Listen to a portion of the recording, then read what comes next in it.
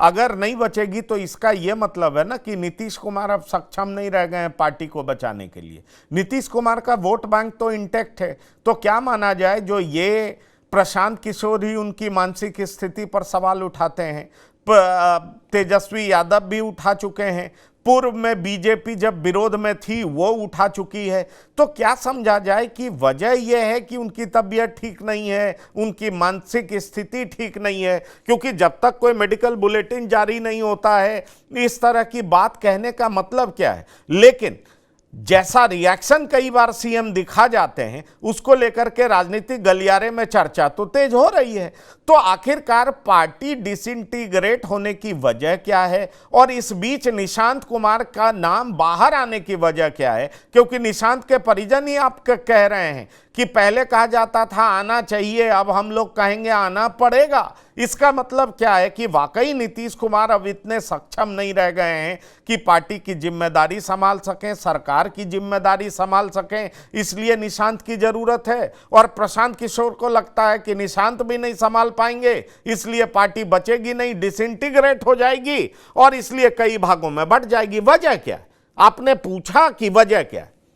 जी, मैंने पूछा, निशांत पर भी मैंने सवाल पूछा था। तो निशांत के बारे में उन्होंने कहा कि चूंकि निजी रिश्ते मेरे कई राज्यों के मुख्यमंत्री के परिवारों से रहे हैं, इसलिए निजी रिश्तों पर मैं कुछ कहना नहीं चाहूंगा। लेकिन इतनी बात जरूर मैं कह देता हूं कि निशांत की कोई दिलचस्पी इस तरह की चीजों में नहीं है। आप लोग अपना कयास लगाते रहिए, कयास लगाने की आजादी है, स्वतंत्रता है, और उनके परिवार को बोलने की भी आजादी है कि निशांत को आना ही होगा, संभालना ही होगा। लेकिन जब कोई दिलचस्पी ही उनकी नहीं है, मैं उनको ठीक से जानता हूं, तो फिर इस तरह की बातों का कोई मतलब नहीं है। दूसरी बात उन्होंने जो कही, उन्होंने कहा कि हाँ, चुनाव होगा, नीतीश कुमार के नेतृत्व में ही चुनाव बिहार का होगा। लेकिन जो पार्टी की खेमेबाजियां हैं, उन खेमेबाजियों को नीतीश कुमार चुनाव के बाद नहीं रोक पाएंगे। और जब नहीं रोक पाएंगे तो इनकी पार्टी जो है, वो उनके जो कई धड़े के जो अलग अलग लोग नेतृत्व कर रहे हैं, वो धड़े अलग अलग हो जाएंगे। हालांकि इसके बाद भी, शांत किशोर के बाद भी हम लोग आपस में बात करते रहे।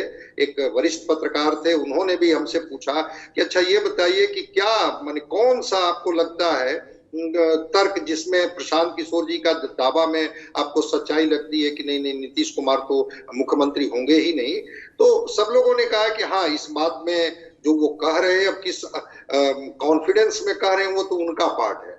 लेकिन उन्होंने जो तर्क दिया, वही तर्क दिया कि चूंकि जैसे ही परिणाम आएंगे, परिणाम आने के बाद विधायकों की संख्या को लेकर पार्टी को बचाने की बात तो तब न होगी जब नीतीश कुमार पार्टी और सरकार दोनों पर नियंत्रण रखने की स्थिति में होंगे।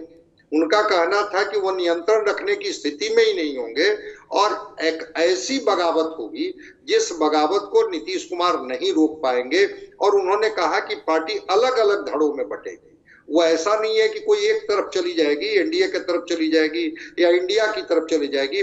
पार्टी टूटने की तरफ वो इशारा कर रहे थे कि पार्टी टूट सकती है, और पार्टी टूटेगी तो और दावा मैं करूं या ना करूं, एक दावा मैं कर लेता हूं, आप इसको मानिए नहीं मानिए वो आपका पार्ट है, कि नीतीश कुमार 2025 में मुख्यमंत्री तो नहीं बनेंगे। बाकी चीजों के बारे में आप लोगों को जो कयास लगाना है, जो सवाल पूछना है, लेकिन इतनी बात हमारी मान करके देखिए। और उस समय भी आप सवाल पूछने के लिए अधिकृत हैं, क्योंकि मैं कोई व्यक्तिगत तो बोल नहीं रहा हूं, मैं सब लोगों के सामने बोल रहा हूं। तो आप लोग आएंगे, हमसे सवाल पूछेंगे और मैं बताऊंगा कि मेरे जो दावे थे उस दावे में कितनी सच्चाई थी, या वो दावा जो था वह कितना वो विश्वास के करीब था मेरे।